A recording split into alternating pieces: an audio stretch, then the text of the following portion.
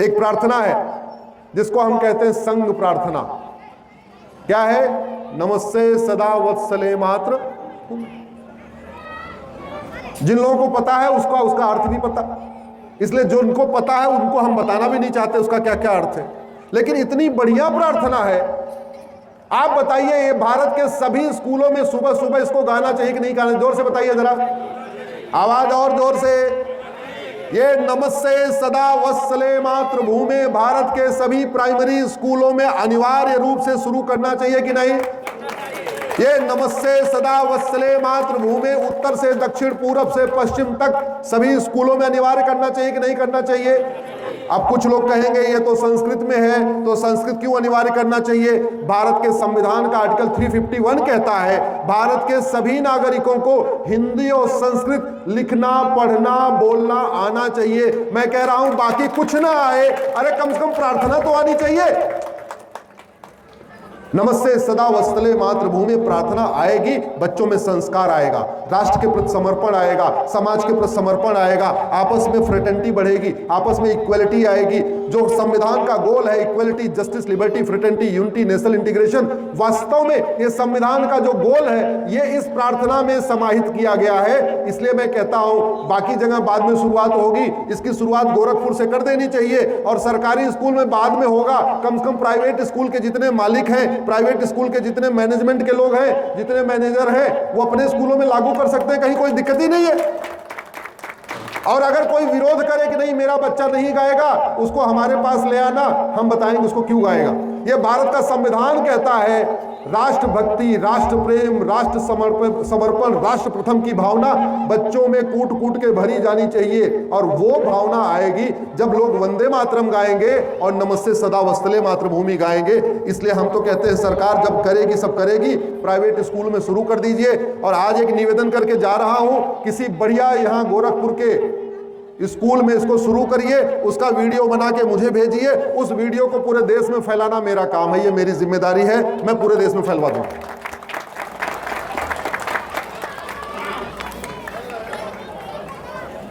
एक आजकल अभी कुछ दिन पहले जेएनयू में नारा लगा, नारा सुना क्या? सुना कि नहीं सुना? जेएनयू में नारे लगते ही रहते हैं, आदत हो गई ऐसे नारों की। कई बार नाम का बड़ा असर होता, मैं पहले भी कई बार कह चुका हूं, इस अगर जेएनयू का नाम वीर सावरकर यूनिवर्सिटी हो गया होता, अगर जेएनयू का नाम वीर सावरकर यूनिवर्सिटी हो गया होता, ऐसे नारे लगने बंद हो चुके होते। क्योंकि नारा लगाने के पहले उनको वीर सावरकर याद आते, अभी नारे के पहले उनको जवाहरलाल जी याद आ रहे हैं, इसलिए वो नारा लगाए जा रहे हैं। जिस दिन नारे से पहले वीर सावरकर जी याद आना शुरू हो जाएंगे, नारा अपने आप बंद हो जाएगा। नारे का बड़ा परिणाम होता है, हवन कुंड के आसपास जो आएगा उसको बढ़िया बढ़िया हवन का सुगंध मिलेगी, ये परिणाम है इसका। कभी आपने सोचा भारत तेरे टुकड़े होंगे इंशाअल्लाह का नारा भारत में क्यों लगा, और चीन तेरे टुकड़े होंगे इंशाअल्लाह का नारा चीन में क्यों नहीं लगा? कभी आपने सुना अमेरिका में किसी नारा लगाने की हिम्मत किया हो, अमेरिका तेरे टुकड़े होंगे इंशाअल्लाह? कभी आपने सुना किसी ने सिंगापुर में नारा लगाया, सिंगापुर तेरे टुकड़े होंगे इंशाअल्लाह? रूस हमसे 5 गुना ज्यादा है, किसी ने रूस में नारा लगाया, रूस तेरे टुकड़े होंगे इंशाअल्लाह?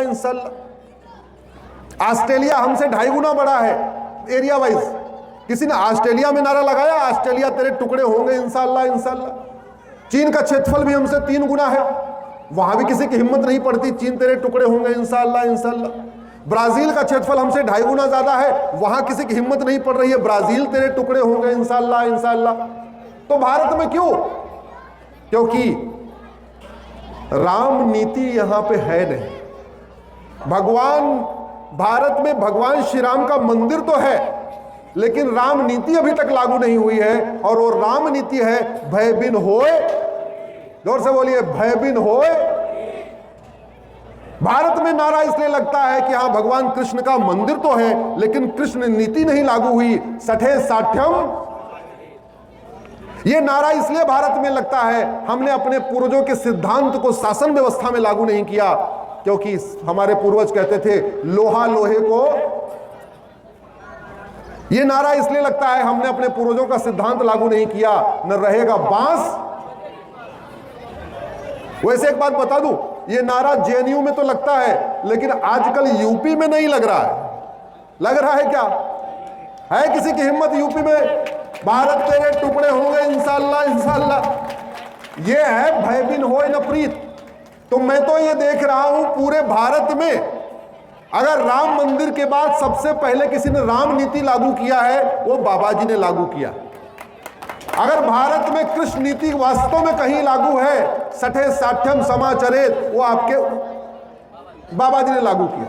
लोहा लोहे को काटता है, न रहेगा बांस न बजेगी बांसुरी, न रहेंगे अतीक अहमद न होगा गुंडई।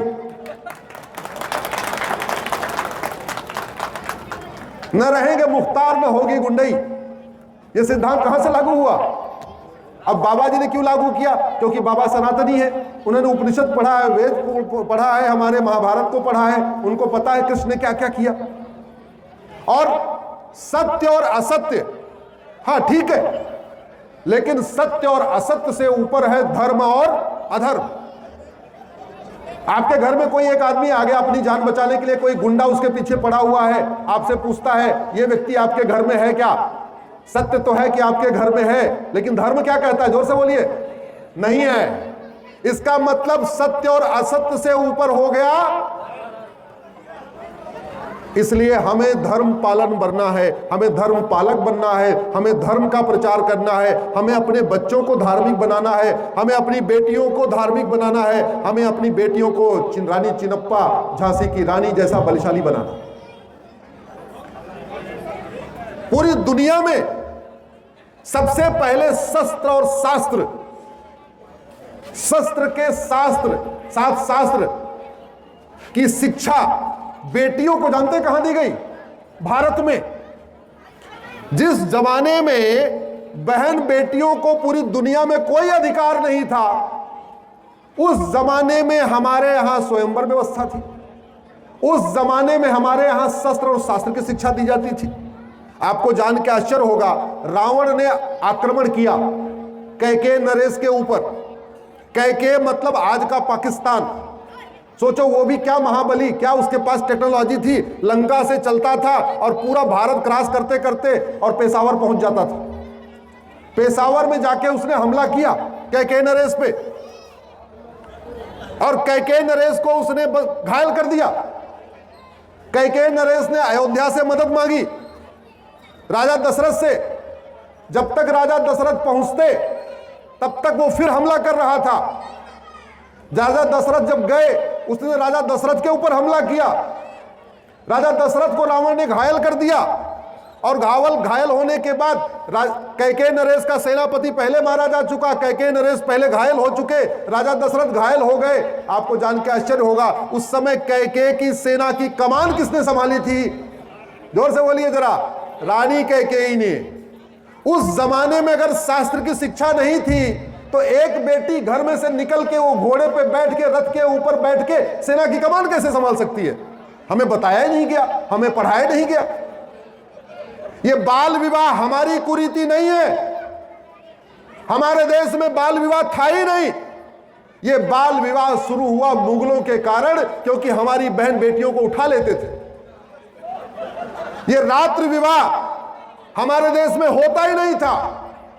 हमारे सनातन संस्कृति में सूर्यास्त के बाद अंतिम संस्कार भी नहीं होता। 16 संस्कार में केवल एक संस्कार, गर्भाधान संस्कार ही रात्रि के लिए कहा गया है। बाकी के 15 संस्कार सूर्योदय से सूर्यास्त के बीच होते हैं, लेकिन हमें पढ़ाया नहीं गया।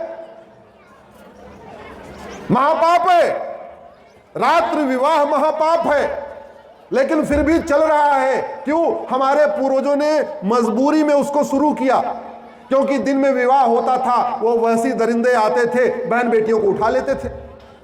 हमारे देश में बाल विवाह नहीं था, 20-21 साल में बेटियों का विवाह होता था, लेकिन वो वैसी दरिंदे उठा लेते थे, उनसे डर के मारे बाल विवाह शुरू हुआ। हमारे देश में घूंघट प्रथा थी ही नहीं, कहीं नहीं थी। ये 3 कुरीतियां, बाल विवाह, रात्रि विवाह, घूंघट प्रथा, ये उन वहशी दरिंदों के कारण आई। और आप भारत का भ्रमण करके देखिए, जहां जहां मुगलों का राज था वहां वहां ये 3 कुरीतियां रही। जहां मुगलों का राज नहीं है उसमें एक भी कुरीति नहीं है। छत्रपति शिवाजी महाराज ने मुगलों को महाराष्ट्र के बॉर्डर पे रोक दिया, इसलिए मुगल तमिलनाडु, केरल, कर्नाटक नहीं पहुंच पाए, आंध्रा तेलंगाना नहीं पहुंच पाए। इसलिए उन 5 राज्यों में बाल विवाह नहीं है। उन 5 राज्यों में दिन में विवाह होता है, रात्रि विवाह नहीं है। और उन 5 राज्यों में घूंघट कुप्रथा भी नहीं है। वहां पे बहन बेटियां घूंघट तो छोड़िए, बाकायदा गजरा डाल के रखती हैं। मैं दक्षिण भारत के मंदिरों में गया हूं, हमारी पत्नी की आदत पड़ी हुई, हमारी पत्नी यहीं की रहने वाली आपके बीच की है, तो जैसे ही मंदिर में गई उन्होंने बाल अपना पल्लू यूं कर दिया, बोले पल्लू हटाइए, आप पूजन के लिए आई हैं। मतलब आप जरा सोचिए परंपरा कैसे बदली है। मीनाक्षी मंदिर गया, मुझे एक भी वहां कोई नहीं मिला जिसका घूंघट रहा हो। ये बाल विवाह है, ये रात्रि विवाह, ये घूंघट प्रथा, ये मुगलों की देन है, ये वैसी दरिंदों की देन है। ये मजबूरी में आई, हमारे पूर्वजों की उस समय मजबूरी थी इस प्रथा को अडॉप्ट करना। लेकिन आप ये बताओ, ये 3 कुरीतियां खत्म होनी चाहिए कि नहीं होनी चाहिए? अब मुगल चले गए इसलिए कुरीति खत्म होनी चाहिए कि नहीं? और अगर कोई बचा हुआ है उनका वंशज, उसको भारत में रखना चाहिए क्या? अगर कोई बाबर, हुमायूं, तुगलक, गजनी, गोरी, खिलजी, औरंगजेब, लोधी यहां रह रहा है और हमारी बहन बेटियों को बुरी नजर से देख रहा है, उसका इलाज होना चाहिए कि नहीं?